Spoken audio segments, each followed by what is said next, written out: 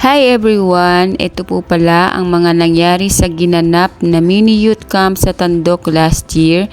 Sorry po dahil late upload na, pero watch nyo po and very worth it po ang inyong mapapanood sa kaganapan na ito. Marami po tayong matututunan sa kanilang fellowship. Thank you so much po! Foundation. Para akong isang foundation.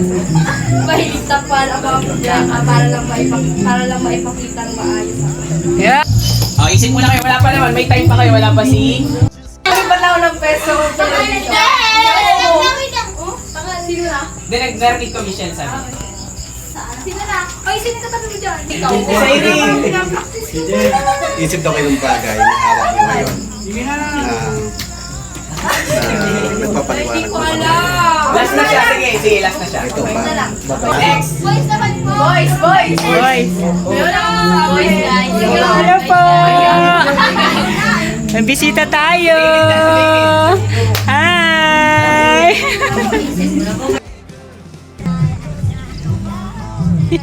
Ano yan? Mag-bonfire na sila mamaya.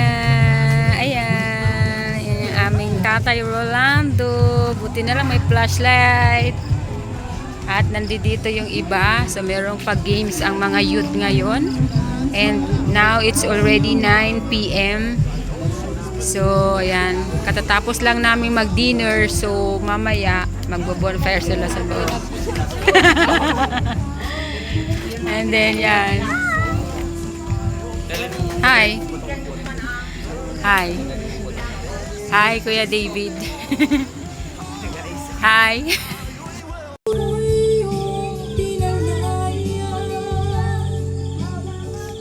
Jesus, ako'y aawit nang walang hanggan. Mas maganda na unahin natin ang panalangin, unahin natin yung isipin ng buhay natin. Diba, hindi mo kailangan magbitaw ng isang church para mamaya mas magaling para sa atin yung ating tinuturuan. Kaya, ang sasabihin natin ako yung binago ng Diyos. No? Mahal ka ng Diyos. Kagaya ng pagmamahal na nararanasan mo. Yung mga uuwi, pag-pray mo makauwi ng ligtas. Yung mga matutulog, pag-pray mo, huwag mabangon. Yung nababangon mo dito, yung naalala mo yung dati. Paulit-ulit. Papanaginipan mo yung ng ghost sa'yo. So, pag-pray mo lang. Wala ka dapat ititira. Pag-pray mo lahat. Amen. Amen. Pagka may nakalimutan ka, itutuloy ni Mattel. Sige. Meron pa kayo gustong idagdag na prayer request? Sino dito hindi nag-aaral gusto makabalik? Amen. Si Kuya Rizal, sabi mo. Nag-stop ka ng 1 year anak, di ba? Nag-stop din siya. Stop ka din, di ba? Pag-pray mo, makakabalik na siya ngayon siya. Natapos nag-ano siya. Tapos narinig ko iyak ni Kuya David. Ito na yung ginawa ni Lord sa buhay niya. Mag-testimony ka bukas. Oo, ganda. Bukas. Yung mga may testimony yung mga umiyak. Kwento nyo, bakit kayo umiyak? Kasi po. Abang ako yan. Ako din, naiyak ako eh. Nararamdaman ko kasi yung nararamdaman. You know, I feel you eh. Okay. Bawal mabaho bukas ha. Grabe naman, wala akong dalang damit. Ako din.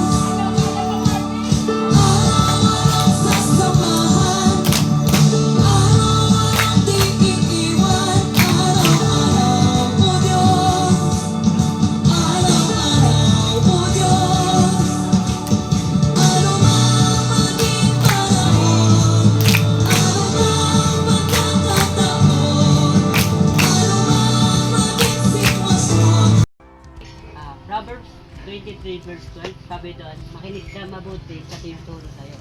Aralin mo ang mga pwede mong matutunan. So, kailangan yung talagang, aralin nyo talaga lahat ng mga salita ni Lord. Kumuha kayo ng mga pwede nyo matutunan at maibahagi sa mga kabataan. Okay, class? Anong sinusulat sa Isaiah 41 verse 10? 1, 2, 3, go. Pakibasa. Ako'y sa iyo, huwag kang matakot. Ako ang inyong Diyos. Hindi ka dapat mangamba. Palalakasin kita at tutulungan, iingatan at ililigtas.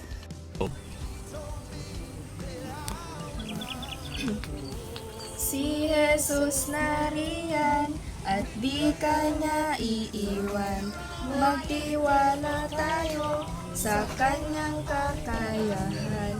Siya ay ating Savior ng ating mga buhay. Palaging tatandaan, siya ay palaging nariyan. Magtiwala sa kanya.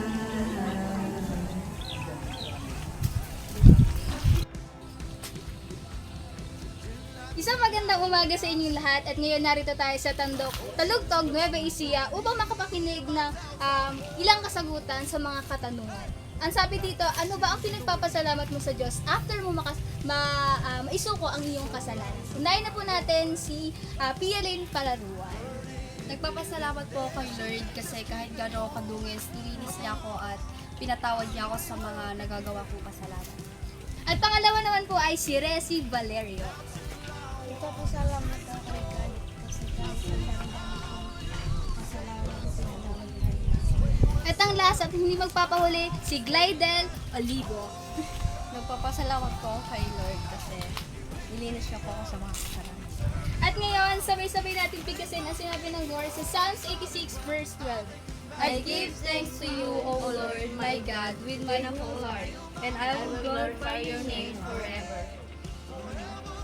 Napaligiran ng bihag ng gulo, di ko pagpapalit-palit sa mundo. Eto tayo sa uli, palagi babalik pa rin sa presensya mo.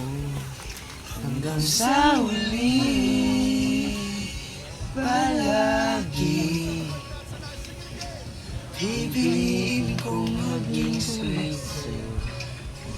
Salamat, nais kong patawarin mo, Panginoon.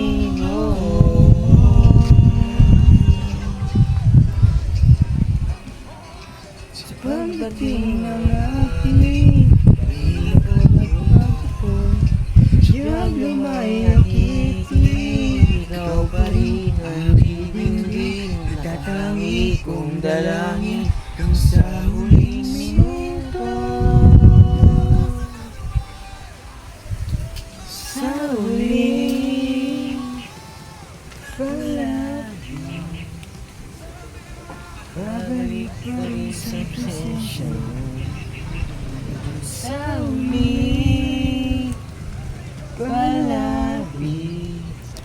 At eto na nga mga kapatid, habang kami po ay papauwi ng Muñoz gamit ang aming kolong-kolong, ayan, sa hindi inaasahang pangyayari po ay naplatan po kami habang kami po ay pauwi ng Muñoz at ihahatid po sana namin yung mga youth papuntang Bantug. Pero salamat po sa Panginoon kasi talaga pong nagpray po kami dyan na matulungan po kami at ma-rescue po kami kasi ang dami po naming sakay. So, tumigil po muna kami dyan sandali dyan sa may tulay at ayan po, nagkaroon po kami ng konting fellowship at na-enjoy po namin yung nature. Pero habang kami po ay naka-stop over dyan, meron na pong kaming tinawagan na pwedeng mag-rescue po sa amin. Ayan, salamat sa Panginoon po.